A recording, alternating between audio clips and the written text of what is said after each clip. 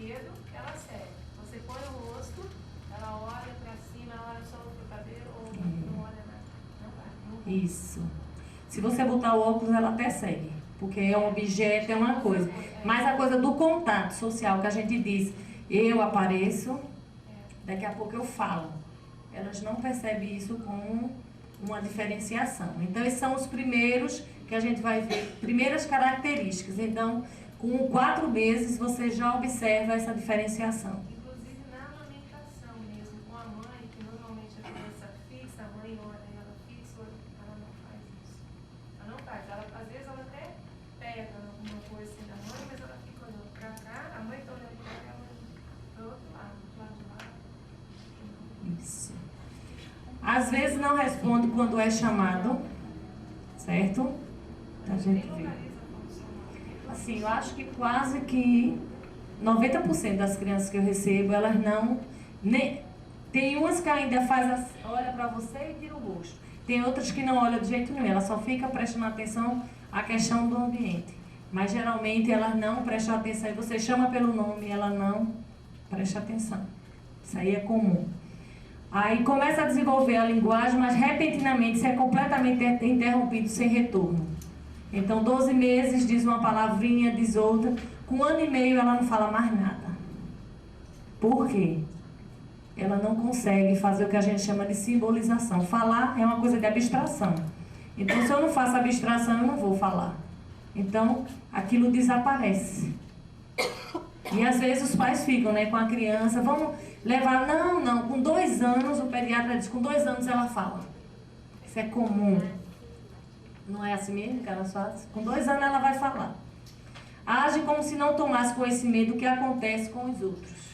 Então ela é muito ela. Ela quer fazer as coisas, ela vai tentar resolver, e isso desorganiza muito a família. Apresenta certos gestos imotivados, como balançar as mãos ou balançar-se. Já notaram criança que se balança, ou criança que adora fazer isso e ficar com os dedinhos?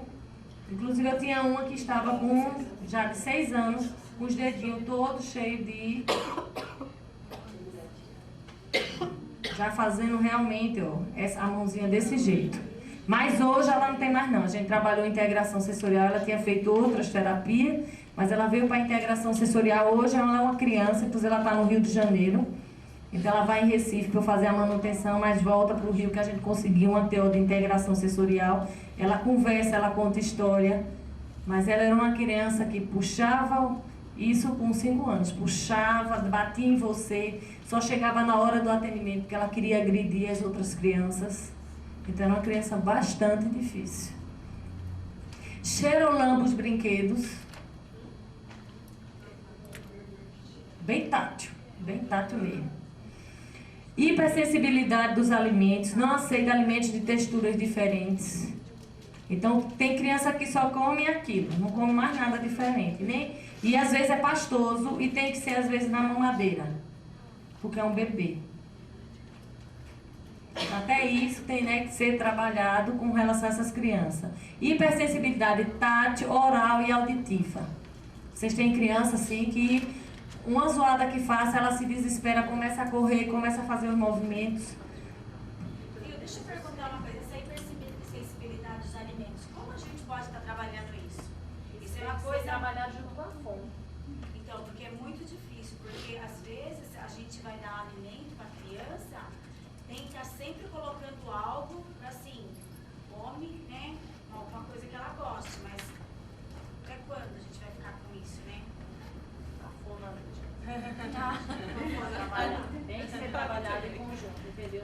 Porque assim, a gente tem que você tem que desensibilizar, saber, né? Porque ela não sensibilizar, conhece, ele não conhece aquele alimento. Então a gente tem que acabar... porque a mãe sempre fica com o mesmo alimento. Exatamente. Ela sabe quando vai dar um alimento, ela não quer. Então ela continua sempre dando o mesmo alimento. Então o que a gente às vezes tenta fazer com a criança é tentar mudar, por exemplo, o iogurte ou alguma coisa que seja alguma coisa crua que você bota dentro, tá entendendo? Coisas mais diferentes que possam ser trabalhadas. Agora a gente tem que trabalhar com a fome, porque essa desensibilização é uma coisa específica da fome. A gente às vezes até entra com brincadeira com relação a alimentos, mas a fome está lá junto ajudando a gente. E a orientação à família também, né? Porque muitos pais são resistentes a ofertar outros alimentos. E a gente tem Porque que trabalhar. assim, são crianças tão difíceis no comportamento que é melhor você sempre dar a mesma papa. Não mude a cor, não mude o sabor, não mude nada e ter no mesmo prato. Então, mas eu tenho uma aluna que era assim, ela adora a gema do ovo. Então, só a gema do ovo.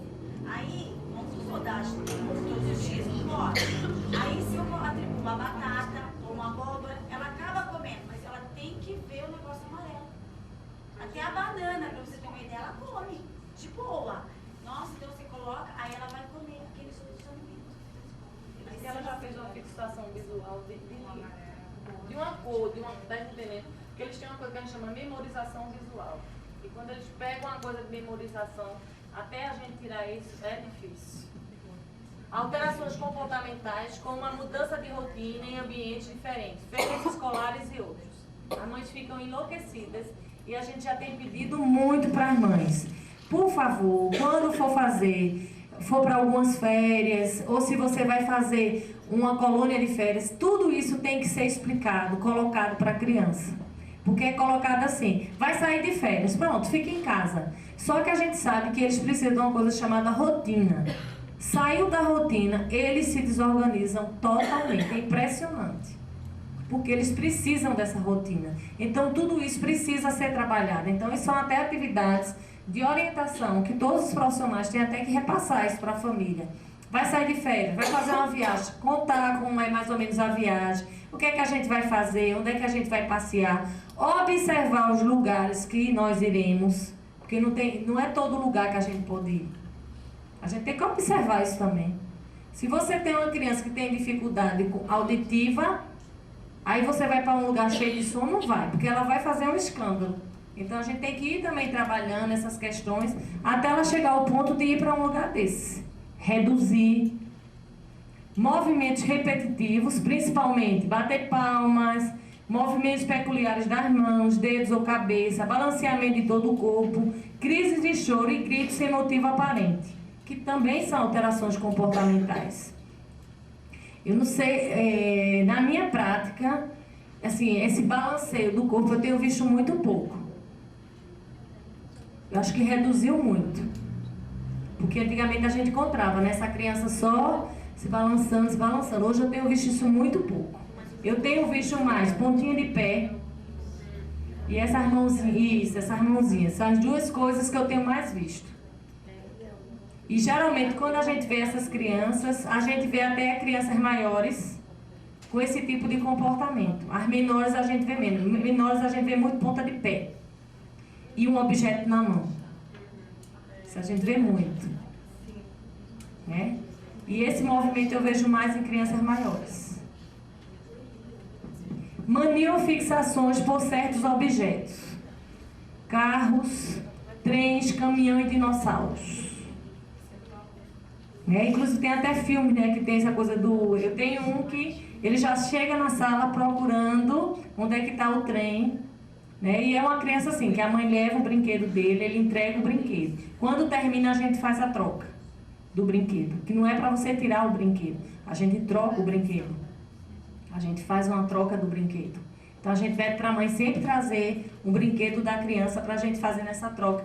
Até que a gente consiga que ele não coloque mais nada na mão. Porque uma das coisas da integração sensorial é que a gente não faz desaparecer o que é quadro clínico. A gente diminui. Muito. Então, botar o pezinho no chão, isso aqui você só faz quando está contente ou que está triste, porque são questões que são específicas dos transtornos. Então, ele não vai se modificar, mas ele vai se fazer de uma maneira muito menor. Então, com a integração sensorial, a gente consegue muito isso, não precisar mais carregar objeto. Ela esquece de ir com objetos, sentar para esperar a terapia. Então, você já consegue, a criança sente esperar a terapia. Porque tem criança que no início a gente pede para só chegar na hora, porque ela fica às vezes na porta, aí fica chorando, gritando. Então tem coisas que a gente vai trabalhando e vai se organizando. Fala repetitiva ou ecolalia, né, que tem que tempo todinho. fixações por objeto que giram, rodas, ventilador. Então tem criança que às vezes fica até fazendo a movimentação, procurando a porta para abrir, a chave para estar lá mexendo. Tem. Apesar de que isso eu vejo também, tenho visto pouco. Não sei com vocês, mas eu tenho visto menos. Eu tenho visto menos. Alterações de humor, como risadas ou choro sem motivo aparente, ausência de reações emocionais, ansiedade e tensão generalizadas. Então, assim, é um transtorno que é grande.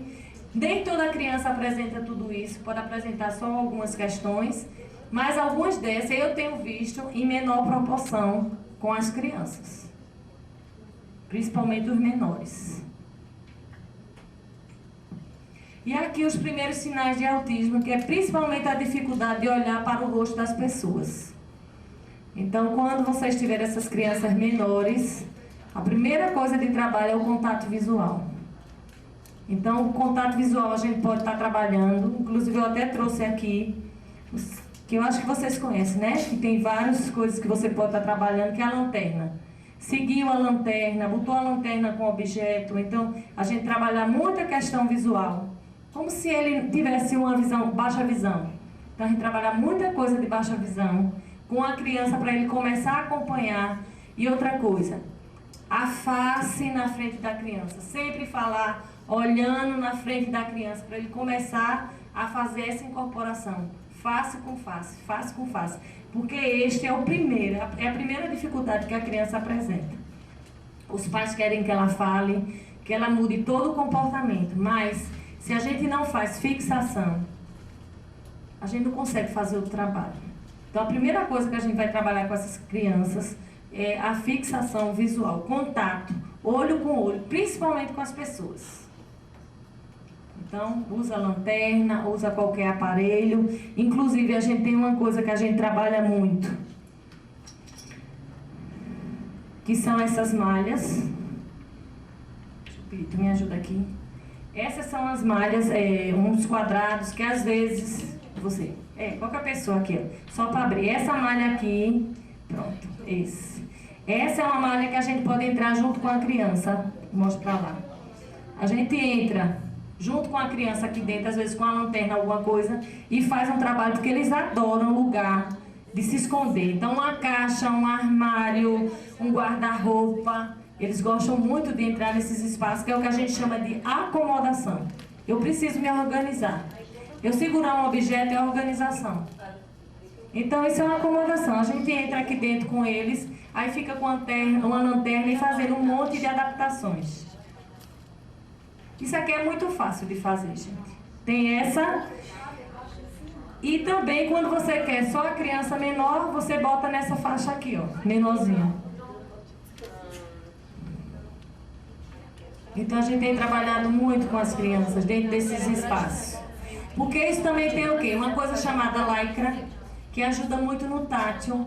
Tem a questão de propriocepção. É como se fosse uma barraca. Se eu não tenho barraca, que às vezes a barraca fica mais difícil numa sala, para a gente montar e desmontar. Então, esses espaços aqui no chão a gente guarda numa caixinha. Então, a gente trabalha muito com... Pode passar para as meninas. Com o pessoal, com esses espaços. Então, a gente trabalha de fixação. Vamos procurar, joga objetos, vamos tentar encontrar. Tenta trabalhar olho no olho, porque a gente está num espaço com a luz. Então, são coisas que a gente pode estar trabalhando com as crianças. E com materiais que não são tão caros, gente. Porque essa armário a gente até encontra barato, às vezes de oferta, né? E isso a própria família pode fazer em casa, para brincar. E quando não pode, a gente tem aquelas coisas. Uma caixa grande que tem no supermercado, pega a caixa, leva para casa, entra na caixa, brinca com a criança, tenta entrar na caixa. Então tem muitas atividades que a gente faz em casa, certo? Deixa eu ver aqui. Sim, que a maioria das vezes, com as crianças menores, o desenvolvimento até 2, 3 anos é normal e depois aparece alguma coisa. Apesar que hoje, com 1 ano e 8 meses, a gente já vê muito diagnóstico. 1 ano e 8 meses, já chega para você, criança, com essas dificuldades. E a questão de regressão em algumas alterações de desenvolvimento e no comportamento. Então, isso aqui eu trouxe para chamar a atenção, gente. É a primeira coisa que a gente tem que trabalhar. Não fez fixação tem que entrar o trabalho de contato visual. Esse é o primeiro trabalho que a gente vai fazer. Com lanterna, entrando no rosto, porque a partir do momento que a gente começa a fazer essa fixação, a gente vê que a gente também começa a chamar pelo nome e ele vai começar a atender. Porque essa coisa de pegar você pela mão é uma coisa que acontece muito, mas a partir do momento que entra a propriocepção, vai entrando esse contato visual, eles começam a se reconhecer pelo nome. Então a gente vê logo essa modificação quando a gente faz esse tipo de trabalho. Aqui a gente tem o que a gente chama a CID-10. Eu só trouxe mais para mostrar a vocês, assim, da importância que ela tem para todo o trabalho, né? Porque às vezes a gente tenta até identificar qual é o quadro realmente que a criança apresenta, onde é que ela está caracterizada. Então, na CID-10, a gente tem todas as perturbações globais do desenvolvimento. Então, ele diz o que é o autismo infantil, o que é o autismo atípico. Então, qual a faixa etária, quais são as dificuldades apresentadas. Então, entra a síndrome de Rett, só para vocês verem assim, que isso já existe, pode ser trabalhado.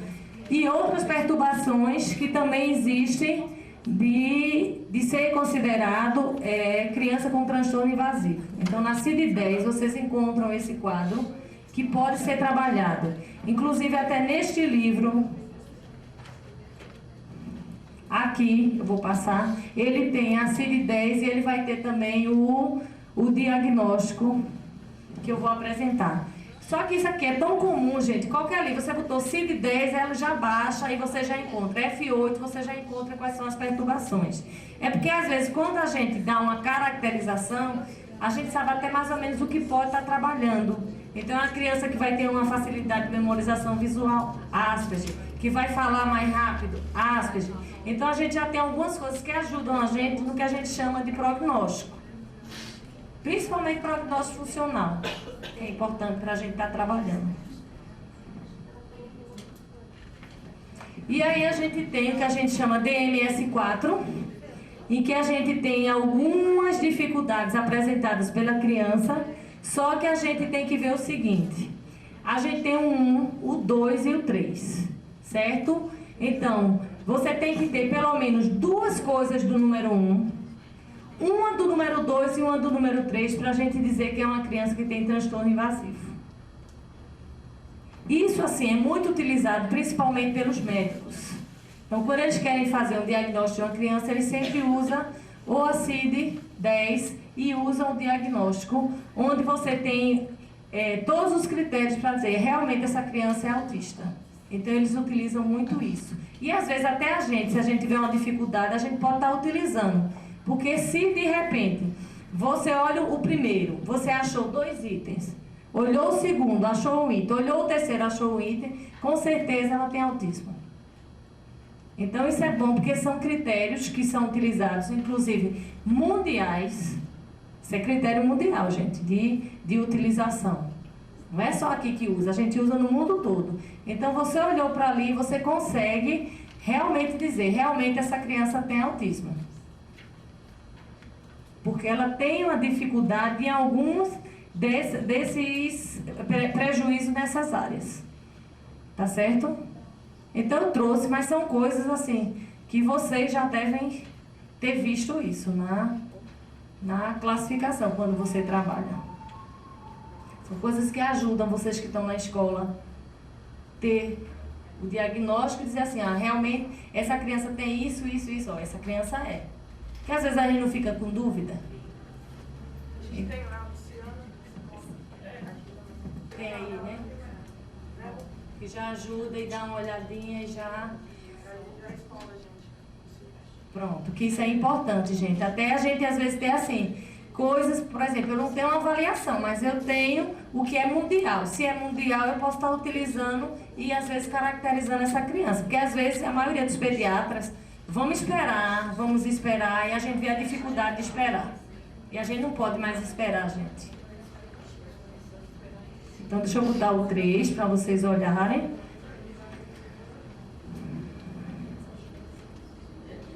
E uma das questões com relação a crianças menores. Se elas tiverem Antes dos 3 anos, algum problema de interação social. Então, é uma criança que ela brinca sozinha, ela não brinca com outra criança. Linguagem usada na comunicação social. Quase que ela não tinha linguagem, perdeu a linguagem, já não fala. E ação simbólica ou imaginativa, gente, essa é uma criança que tem autismo. Então, são coisas para a gente começar a perceber e já começar a identificar, porque a gente não dá o diagnóstico clínico, a gente dá o funcional. Mas a gente precisa que o neuro dê o diagnóstico. Às vezes até a gente sabe o que é, mas a gente não pode dar diagnóstico clínico. Eu posso dar o funcional, ela não funciona nisso, nisso e nisso. Mas o clínico eu não posso de jeito nenhum dar.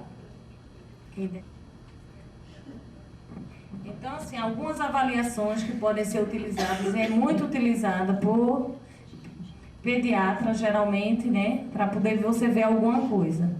A gente tem um MChat, inclusive eu trouxe aqui.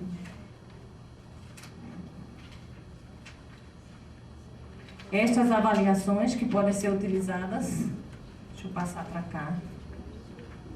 A maioria está em inglês, sendo que tem uma que eu consegui em português, tá? Que é o MChat, que são todas versões para serem trabalhadas com os pais. Acho que isso é até importante para a gente trabalhar com os pais, inclusive para dar as orientações, tá? Tem o Autism Screening Questionnaire, que você também pode conseguir, que ele está aí também. Inclusive eu tenho um que eu coloquei para vocês. Tem o perfil sensorial do bebê, da criança e do adolescente, que foi aquele que a gente já passava, que é uma mensuração que você faz juntamente com os pais. Então, esses são alguns questionários que podem ser utilizados. E tem a questão do apoio visual, que aí a gente pode estar utilizando a questão que tem muito quem trabalha com PECs, com essas outras coisas, que você trabalha muito com figuras. Então, vocês viram muito trabalho ali de visual que Érica já faz com as crianças, porque elas têm uma memória visual muito grande e é com visual que a gente consegue trabalhar muitas das questões com as crianças. Certo? Então, esses aí são alguns dos questionários que podem ser utilizados, geralmente com os pais. Tá?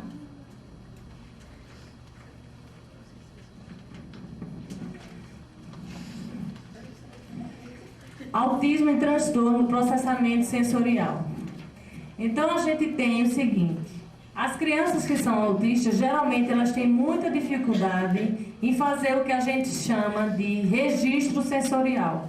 Então, vem o estímulo para que eu consiga fazer com que aquele registro ele seja modulado para que a gente dê uma resposta adaptativa adequada. Tá? O sistema nervoso geralmente apresenta uma dificuldade de interpretar e organizar as informações sensórias vindas do seu próprio corpo e do ambiente. Geralmente eles apresentam muitos problemas com modulação sensorial. Acho que esse é o do maior que chega para a gente. Discriminação sensorial com déficit, desequilíbrio no nível de alerta, regulação, dificuldade com atenção seletiva. Então, eu estou numa atividade e ele presta bem atenção naquilo que a gente está querendo. Fragmentação da percepção sensorial, que é a discriminação. Então, cada sentido, como é que a gente pode estar trabalhando. E dificuldades práticas ao longo do desenvolvimento. Então, toda criança que tem autismo tem estas dificuldades, já foram evidenciadas. E isso através, inclusive, de estudos, que eu vou estar passando alguns para vocês aqui.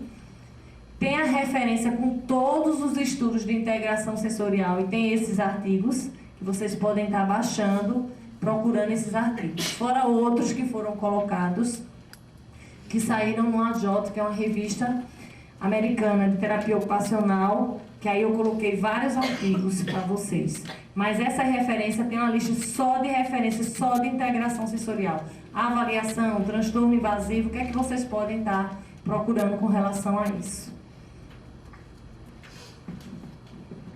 Com relação à modulação, a gente tem um estudo de 96 do Aider, em que ele viu o impacto no comportamento e desempenho funcional em crianças com distúrbios invasivos por ter padrões desorganizados de modulação sensorial.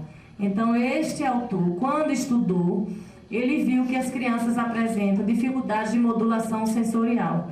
Só que sempre são aqueles trabalhos que você vê um grupo de crianças com autismo. Você não vê o grupo controle até para fazer alguma comparação. Então são estudos muito pequenos. Por isso que a gente tem uma dificuldade ainda hoje de artigos de integração sensorial. Um outro estudo de 2000, então, que apresenta a frequência de respostas sensoriais na modulação tátil, olfativo, gustativo e visual. Então, nesse estudo que ele fez, ele encontrou essas dificuldades. Aí é bom também fazer a leitura até para ver como é que foram as crianças. Dunn, em 2002, ela viu que crianças com síndrome de Asperger têm muito hipo ou hiperrespostas com inabilidade em regular as respostas. Ou elas são hiper ou elas são hipo. Então, quando elas vão dar a resposta, elas dão a mais ou elas dão a menos. Então, é importante da gente ver isso, porque a gente sabe que Dunn trabalha muito com limiar neurológico e comportamento. Então, quando ela fez a avaliação em 2002, ela conseguiu ver que o Asperger ele também apresenta muito essa irregularidade de resposta. Porque eu posso ter uma hipoproprioceptiva, mas ter uma auditiva. Entendeu? Eu não tenho que ter tudo hipo ou tudo hiper. Eu posso ter hiper com hipo. Mas aí eu preciso ver. Geralmente eles têm muito hipoproprioceptiva e hiper auditiva e tátil. Isso a gente vê muito nos consultórios, vê muito nas universidades. Só que a gente precisa estudar, né, para poder publicar. Em 98, a gente tem padrões comuns de inatenção e distraibilidade com o ruído do ambiente. Então, ele já fez um estudo só com a questão de som, grave, alto, e se viu essa dificuldade com relação ao ruído do ambiente. Então, são estudos que têm sido feitos com transtorno invasivo, gente. Eu acho que é importante a gente saber disso, tá? E aí a gente tem, em 2006, um estudo que se observa com hiperreação, né? Então, defensividade sensorial, rigidez, inflexibilidade, verbalizações repetitivas, estereotipias visuais e auditivas e afetos atípicos. Então, ele estudando as crianças, Banach observou que eles apresentam uma hiperreação com relação a essas questões. Com hiporreação, a gente tem um estudo em 2009, onde a gente tem hiporresposta à dor, audição e tátil. Então, uma hiporresposta, então a gente vê que são crianças que têm outro tipo de regulação, porque a regulação que a gente mais encontra é de hiperresposta. Menor reatividade a todos os estímulos sensoriais em comparação a crianças com desenvolvimento típico. Tá? Então, elas tinham crianças com desenvolvimento normal e crianças autistas. E começaram a observar que existe uma diferenciação com relação a essas crianças, com relação à modulação sensorial. Porque o estudo que mais é feito com as crianças de transtorno invasivo são estudos para modulação. Tá?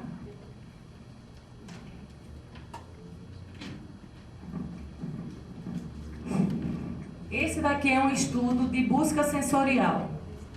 Geralmente procuram sensações intensas constantemente, são extremamente ativas e necessitam de mais sensação. Isso é o que a gente às vezes vê quando a criança chega. Ela busca sensorial o ambiente muito. Ela vai buscando estímulo, buscando tudo no ambiente. Então a gente vê muito criança de busca sensorial. Busca proprioceptiva, vestibular, visual, tátil e auditiva. Então ela coloca inclusive assim alguns dos comportamentos, como bater-se ou bater no outro, morder-se, trombar em objeto, colocar-se em lugares restritos e apertados, atirar objetos e manipular mãos, olhos e outras partes do corpo. Então esses são alguns comportamentos que Dunn e Hermer viram dentro do estudo dela. E isso a gente encontra muito essas crianças, com esse comportamento. Aumenta seu nível de atividade, principalmente com ações motoras, emitindo comportamento desorganizado, excitabilidade e impulsividade. Então o comportamento é bem desorganizado dessas crianças. Com relação à discriminação sensorial, certo? Então a gente viu de modulação, então já existem alguns estudos e foram vistas respostas